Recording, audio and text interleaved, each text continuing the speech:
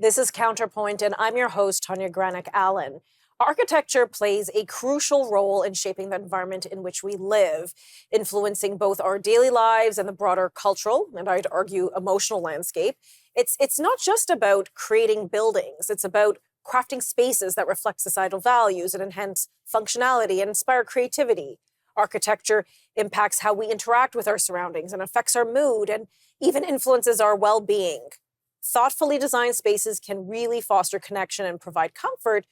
From historical monuments to modern skyscrapers, architecture also serves as a testament to the progress and innovation of civilization, blending art and engineering and technology to create structures that stand the test of time.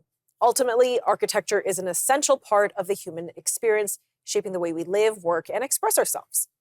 But do architects sometimes get it wrong? Are buildings, some of them at least, just plain ugly? Is there really a place for brutalistic architecture, even outside a communist regime? How do structures impact society, both positively and negatively?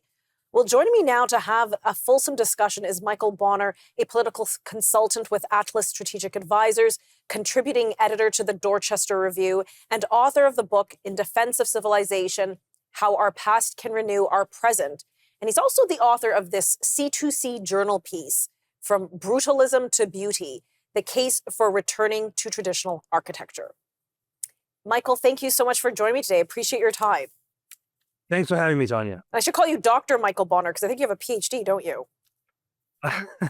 Yeah, I do. We call it a D.Phil. A PhD is something that people get at Cambridge. Okay, well, there we go. Dr. Philosophy. There we go. Okay, so architecture. What role do you feel architecture plays in society? I mean, I gave a fulsome opener, but you obviously felt compelled enough on this subject matter that you penned a piece. So why is architecture so important?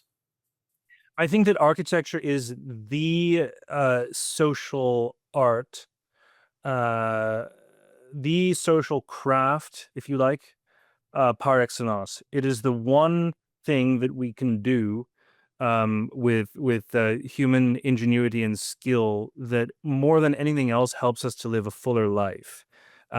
It's not just protection from the elements and you know marking out a place.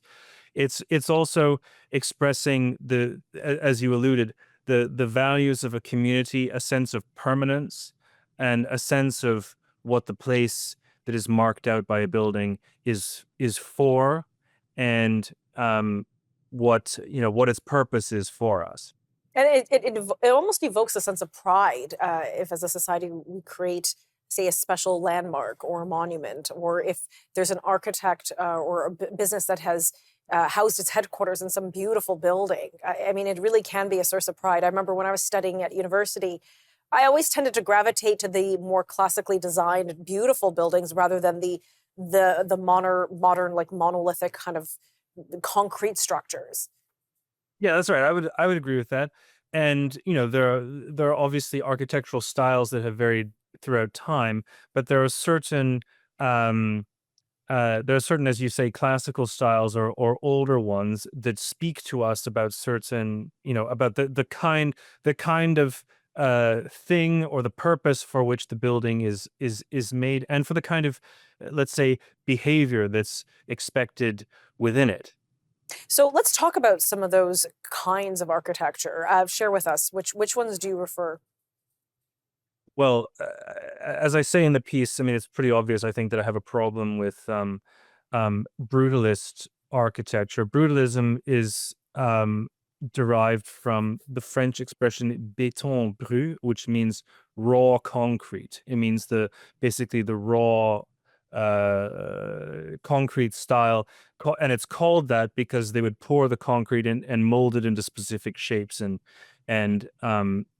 use it, basically shaping the concrete however people thought they could, which is, in theory, it should give you more flexibility than something like stone or wood, but in practice it doesn't. To my mind, most poured concrete buildings are very unimaginative. They're derivative. They tend to be unnecessarily large and crushing, like the sort of Soviet-style architecture that you alluded to before. But, there's also what you would say if you visit a place like Washington or Ottawa, there are very clearly official styles that come from the the late 19th century in both cases. In Okay, I'm going to Washington, pause you there and we're going to unpack some of those examples in just a few moments.